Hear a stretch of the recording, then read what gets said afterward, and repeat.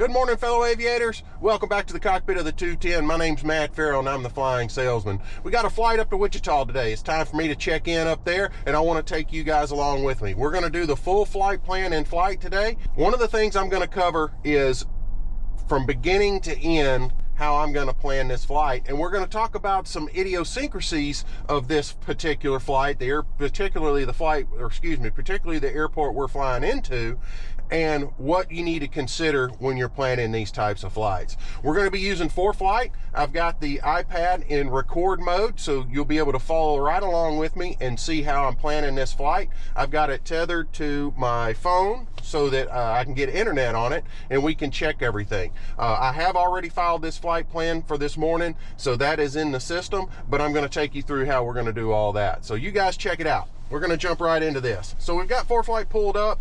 The first thing we're going to do is we're going to tell it where we're going to go. So we're leaving Shreveport downtown, headed to the Jabara Airport in Wichita. That's Kilo Alpha Alpha Oscar.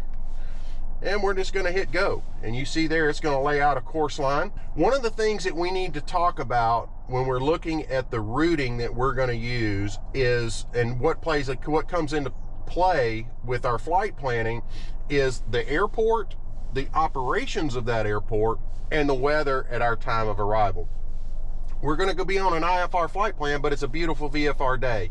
So that is going to affect our flight planning. The other thing is some idiosyncrasies about the Jabara Airport. I know for a fact that there's some pretty heavy flight training that goes on there. I also know that Clemens Aviation has a large flight department that they fly corporate aircraft in and out of there on a regular basis. So at times it can be a very busy airport. I expect to be landing to the north. The winds are pretty northerly today. And so that's going to put us in the flight path of the beach airport as well. So they have a right traffic pattern landing to the south and a left-hand traffic pattern landing through the north, and we're going to be coming in essentially from the east. So we have to take all that into consideration. Because of the flight training, because of the corporate operations, I don't do a lot of practice approaches into Jabara. I feel like that it is mainly a disruption to all the traffic that's going in there and coming out of there, and can really be a hindrance to the flow of going in there. So I just decide to be considerate and not go in there and shoot approaches unless I have to. That's your decision. I'm not telling you what you have to do or need to do. If you want to shoot an approach at an airport that's really busy, you go do that. That's up to you. I'm just going to save everybody the headache of shooting the approach and get in the VFR pattern where I'm supposed to, in line, and go ahead and bring it on in. So those are just some idiosyncrasies about the airport that you need to plan for if you're going in there. To that end, if it was IMC and we were going to shoot an approach in there to that runway 36, we go to procedure, we go to approach, and you can see we would be shooting the RNAV GPS runway 36. And you see, I'll zoom in here, you see what I mean with the airports in and around. You've got McConnell Air Force Base right there. Just north of that is Cessna Aircraft Field. There's the beach factory, will be off your right wingtip when you're shooting that approach. So a lot of congested airspace that you have to take in consideration if you're going to go up there and do practice approaches. If I was planning on shooting this approach, I would go direct to this Wumpa intersection, fly direct there, and that way air traffic control would know what approach that I was expecting to shoot once I got up there. Because it's a VFR day, because I'm going to cross midfield, enter a left downwind just like I'm supposed to in VFR traffic, I'll direct. We can use the flight plan, or excuse me, the routing feature in ForeFlight. I'll pull that up, and you see it has a very complex and multiple point course to get me to Wichita, and there's no record of that being filed. I've filed this a number of times. I'm reasonably confident that we're going to get direct and we'll go on in. So once we've got our course line established, we've taken into consideration the weather, we've taken into consideration the operations at the airport, so that affects our route. I have just a direct course line. I'm going to pull up the flight plan. We're going to send that to flights and let that load. And we're going to get our flight briefing this morning. Just for reference, unless this changes, I did it last night. The winds were favoring 8,000 feet. So that's what I'm expecting to fly up at. There were these IFRs air mets for IFR to the south and east of us down along the coast. Those are not going to affect our flight today. Your surface analysis chart shows predominantly high pressure over our route of flight today, so that's good. That's why we got the beautiful blue skies. METARs. There's one METAR showing marginal VFR around, looks like Mena, Arkansas up there. Everything else is VFR. Pi reps. Everything is from airliners at altitude and related to turbulence, so not related to us. The cloud coverage, let's go to the south central at 12Z, showing clear skies all the way up. Central at 12Z, just a little bit of cloud layer, broken 8,000, overcast 7,000, and that's all north of Wichita. Just because we'll be arriving at about 15Z, a little after 15Z.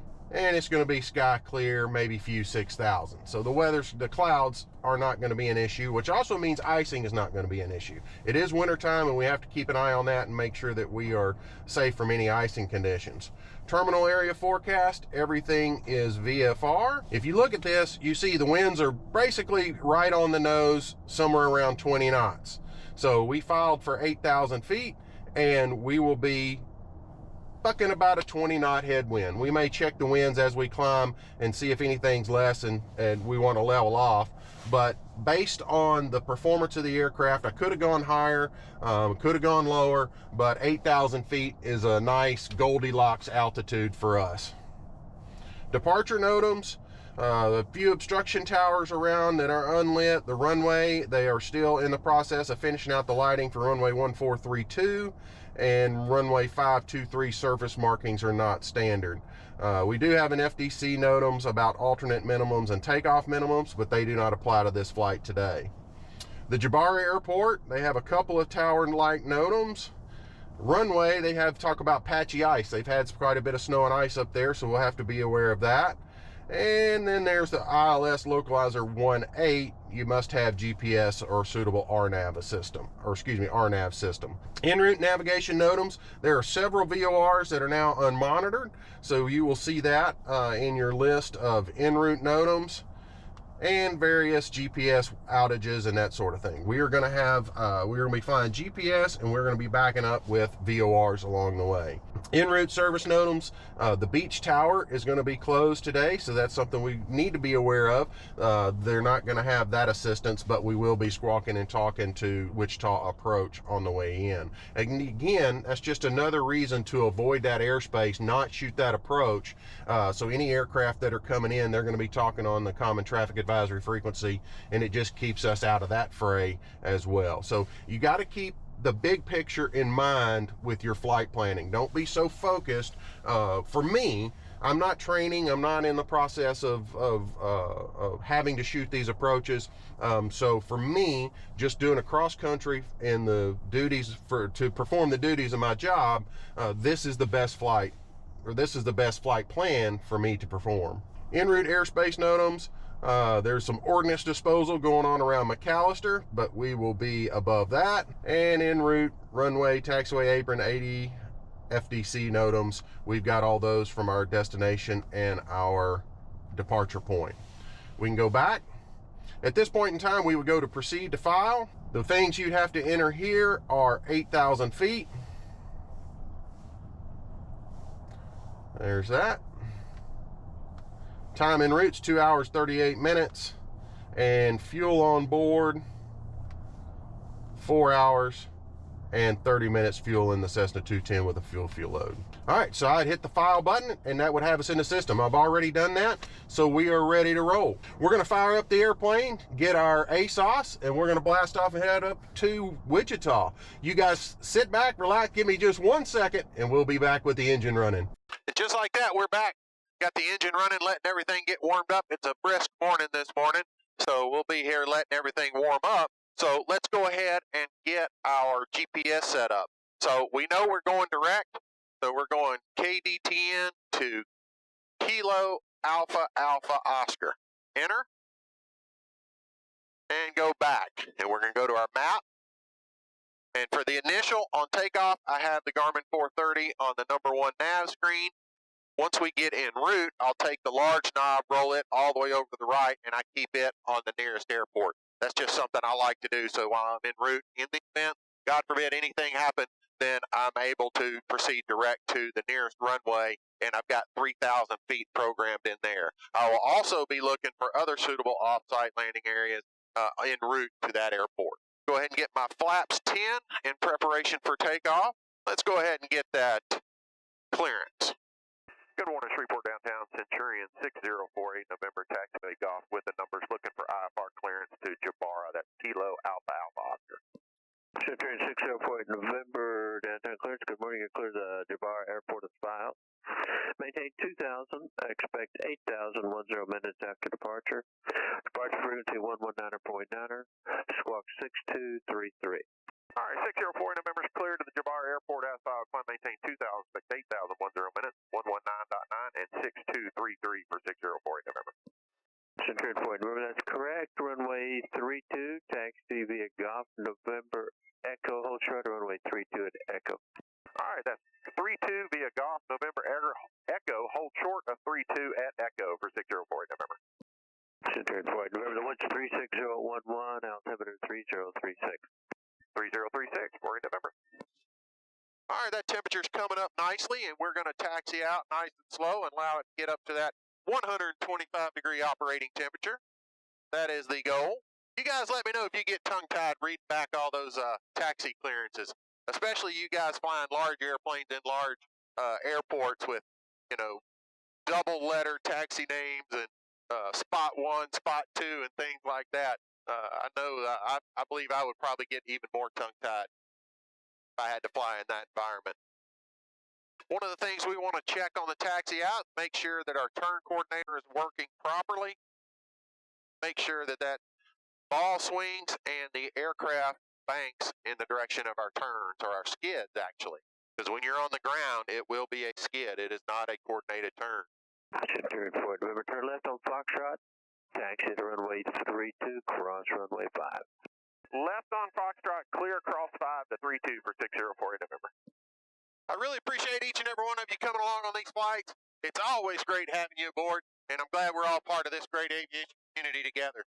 And don't forget, I've got over 80 videos up now, so check out some of my other videos. There may be some nuggets in there that you guys want to see, and some other fun flights that you want to come along on. We're going to get down here to the end of the runway. We're going to knock out the run-out checklist. And we'll see you on takeoff in just a second. All right, we've got our run-up complete. We've got our flight director on. We're going to climb heading bug, runway heading 500 feet. We've got our altitude set 2,000, expect 8,010 minutes. Transponder set. Let's make that radio call. Downtown Tower, Centurion 604 November is ready to go 32. Centurion 604 November, downtown Tower, turn left heading 310, runway 32, clear for takeoff. Left 310, clear for takeoff 32 for 604 November. Gonna line up on the center line. Come to a complete stop. 30 inches of manifold pressure. That turbo stabilized. Red line, red line.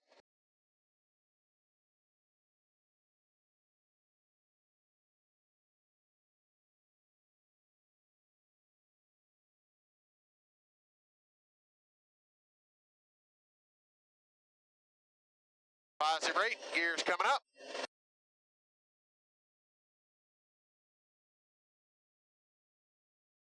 Turning left 310. Flaps coming up. November, contact Shreveport departure. 4 November's going departure. Y'all have a great day. And power's coming back. Shreveport departure, Centurion 604 November is off of downtown. 310 on the nose out of 700 feet. 6048 November, Shreveport departure, radar contact, climb and maintain 8,000, clear direct Alpha Alpha Oscar. Up to 8,000, direct on course for 604 November. Gonna hit direct 2, enter, enter. Departure 901 Alpha Papa is out of 1400, direct crest view, climbing 4,000. 91 Alpha Papa, Shreveport departure, radar contact, climb and maintain 12,000. 12,000, 9118. So we are gear up, flaps up. 137 knots on the nose. And already got about a 20 knot headwind. November 6048, November, contact forward center 123.902. Have a good one. 123.902 for 4 November. Good day. Forward center Centurion 604 November 7,500 leveling 8,000. November 6048, November forward center section altimeter 3037. 3037 for November. Going through 7,700, going to start leveling off at it for 8,000 feet. Slow that descent rate down.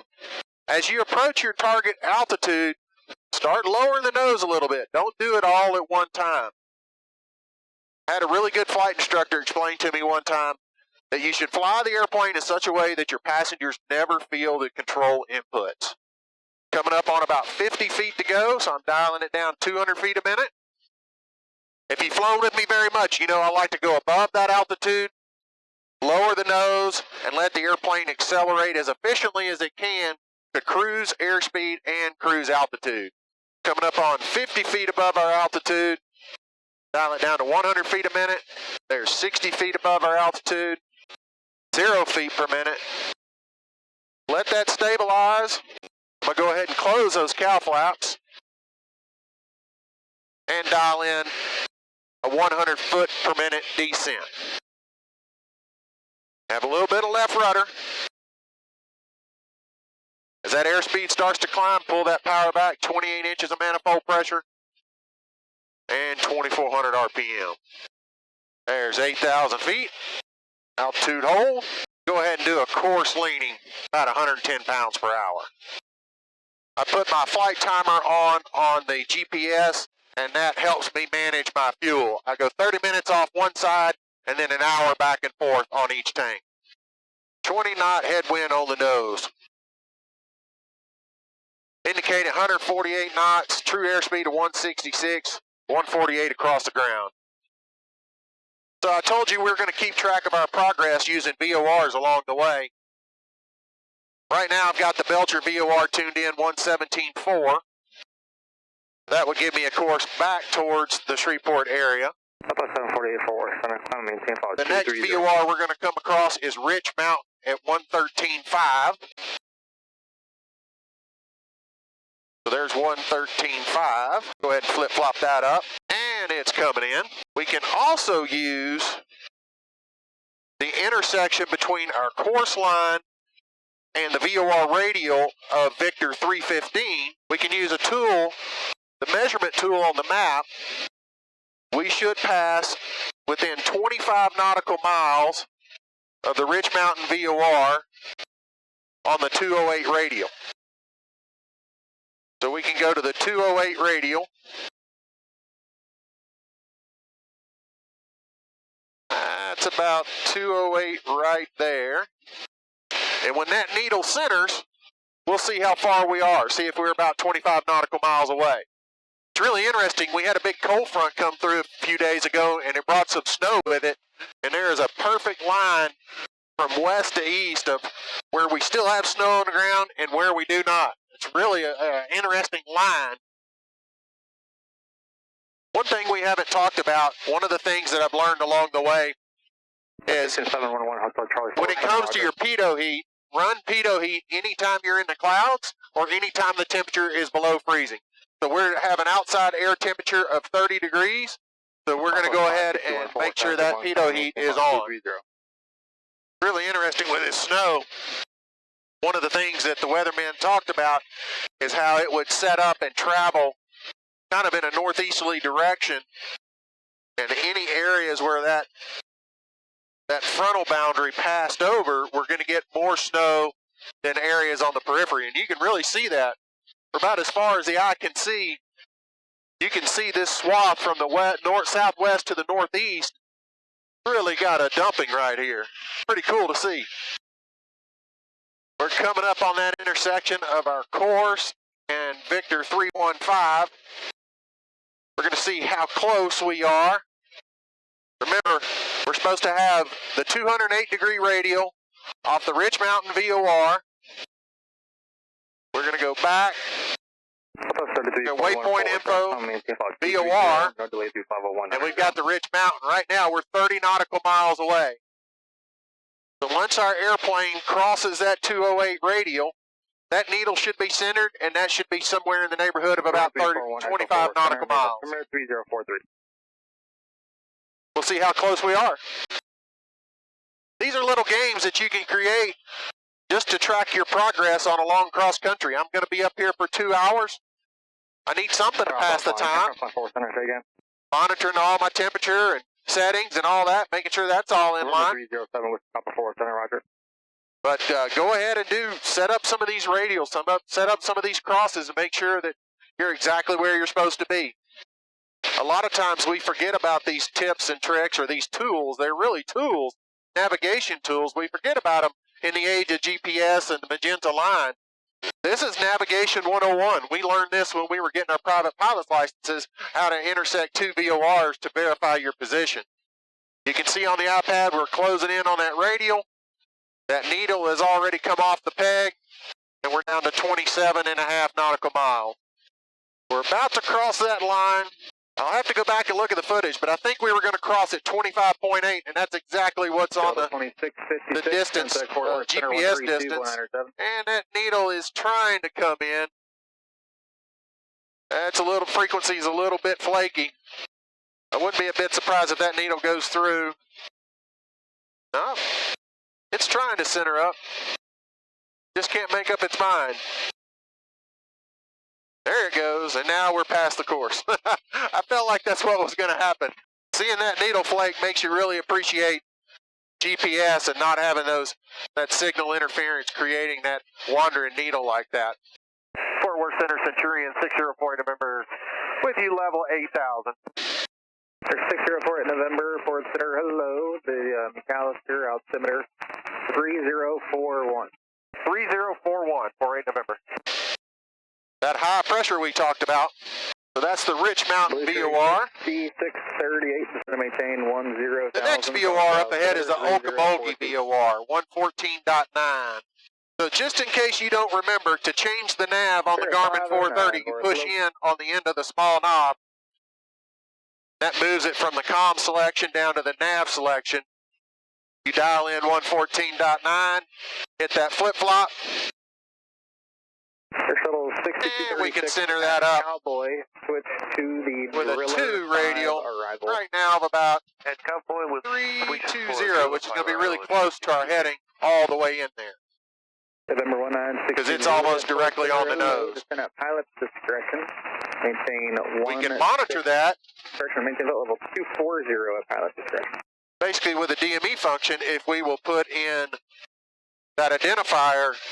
Go back to our waypoint info, go back to VOR, touch the VOR name, Oscar Kilo Mike, enter, and it's 87 nautical miles ahead of us, and gives us the frequency. Contact Kansas City Center 127.62. Because we got some pretty good stiff winds aloft today, we're going to get these bumps coming over these hills west of Rich Mountain. You can think about air currents just like water currents in a stream. If that stream is perfectly smooth on the bottom, the water's going to flow over it perfectly smooth. You put pebbles, boulders, rocks, it's going to create ripples, going to create rapids. Same thing with the wind coming over these mountains. Hills for you guys out west. They're mountains where I live. I'm really of the opinion that if it's made out of rock and it has to be hiked, it's a mountain. When you're in the hills, they don't have to be hiked. They're just walked. Let me know your thoughts on the subject. 135 Juliet Mike. How big does it have to be a mountain? 124.6. Have a good day. I want to give a shout out to my buddy Sean from Hobbs Flyer. If you guys are interested in doing any filming in the cockpit of your airplane and recording your audio, you really need to go over to his website and check out the cables that he has to interface with the various electronics. I use GoPro cameras and I use a Sony voice recorder to record all the audio in the airplane, and I use his cables to interface with the headsets and the aircraft to get that audio so you guys can see these videos. So check him out, hobbsflyer.com, and tell Sean if you talk to him I said hi. 6.1, goodbye. Need to go ahead and go over to nav, go to our frequency page, put in the ASOS, and get that Unicom frequency tuned in. Well, we descended to 6,000 feet, but we did not reduce the winds aloft. Still 33 knots on the nose. So we'll just chug along. 30 minutes from Wichita. We got our ASOS tuned in. As we discussed going into Jabara, if you look at it on the VFR sectional, we're coming in from the southeast, so we're going to cross midfield at traffic pattern altitude, which is 2421, and enter a left downwind for runway 36.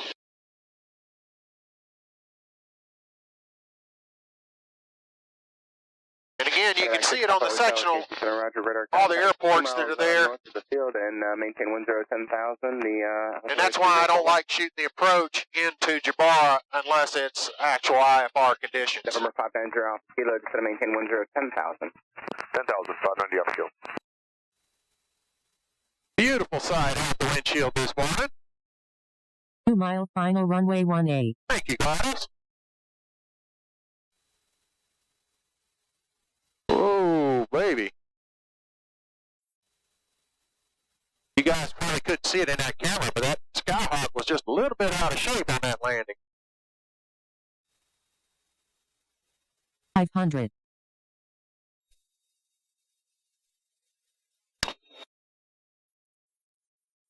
All right, gas is on the full tank, undercarriage down and locked, mixture set, prop full forward, seatbelt, shoulder harnesses, cow flaps closed.